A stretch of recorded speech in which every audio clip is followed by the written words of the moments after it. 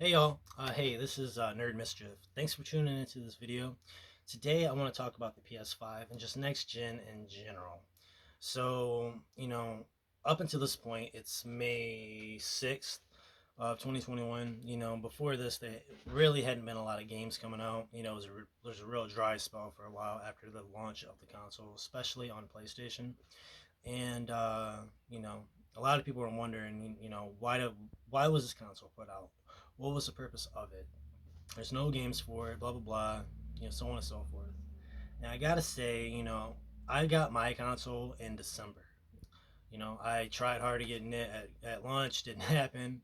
Came close a few times, but again, it didn't happen. I used Twitter, followed the right people, and one day, I was clicking on the link at work for the PSN store, whatever they call it, and I got lucky. I got in the queue, and hey, I got my console.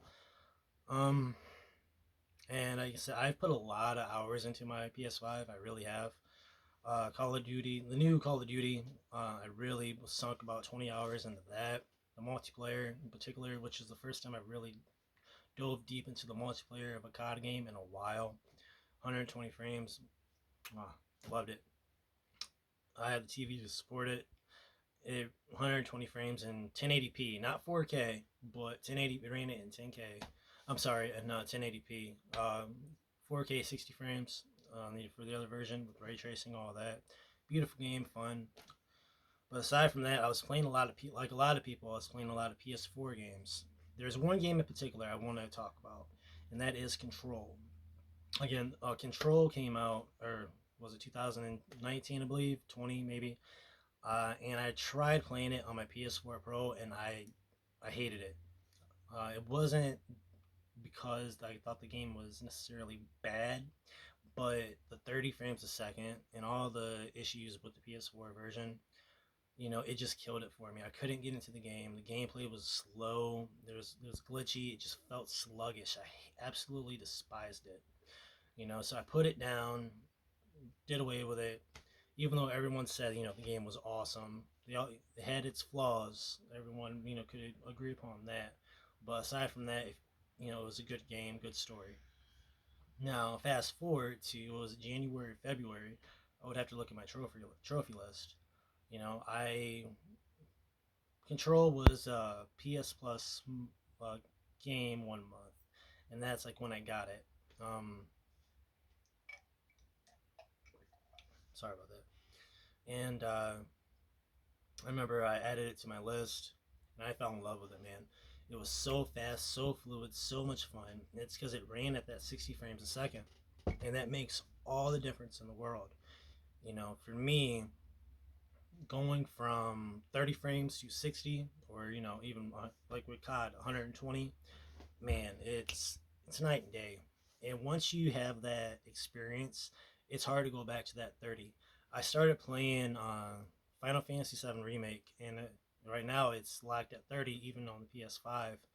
And it's so hard to play that game. I got about 4 hours into it, which isn't far for that particular game. I know that, but I just couldn't play it anymore. I couldn't do it, you know. And especially when I knew in the back of my, I hadn't announced it yet, but I knew in the back of my mind they're gonna do a 60 frames a second version of the game, and that's when I go back and really dig deep into it. Um, yeah, man, and that's coming, so I'm gonna jump back on that sometime this year. It may not be day and date like when the update comes out, but I'm gonna definitely gonna do that. And another example of this, Metro Exodus. I love that game. Played it on PC. I got maybe about 6 to 8 hours, maybe further. I got to the level. It's kind of like a mossy kind of level.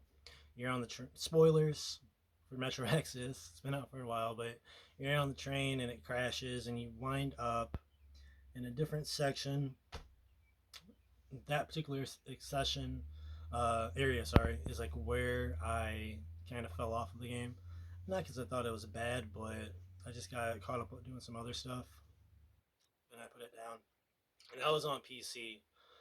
Once it was on Game Pass, I believe, and like it was on PC, and I loved that game. I remember I bought Metro Exodus on my PS5. It's the PS4 version, and I was hoping, okay, maybe it's gonna be naturally running at 60 frames, and it wasn't, and it just broke my heart, honestly. And lo and behold, I figure out why, because they have the new update coming out in June. They believe it's June 18th, right? Of 2021.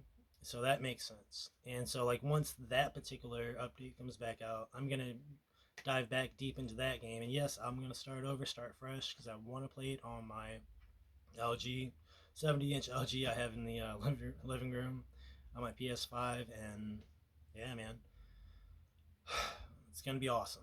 I'm sorry if I'm kind of rambling, kind of talking kind of fast. Uh, I just know I don't have a lot of time to make this video. And also, I don't want it to drone on and on and on. But my point is that 60 frames a second like update that you get with these games, it totally makes it worth it. So even though for the longest time there weren't games per se, coming out left and right, now like things are ratcheting up, not ratcheting, no, but it's gonna get more consistent because all these games were delayed for the longest time. So the later half of this year and next year are gonna be crazy, I think. Uh, but for all those PS4 games that aren't going to be getting the big updates like Final Fantasy VII or like Control or Metro, that the game is just going to rely on the console to give it a boost. That does help and it does play a factor and it is worth it. That's pretty much it though. Thanks for taking your time to watch this video. I do appreciate you checking it out. Tell me what you like, what you didn't like. Give me drop a line, critique it if you want. I don't care. Help me improve. That's pretty much it though. I gotta go. I gotta get ready to go to the gym.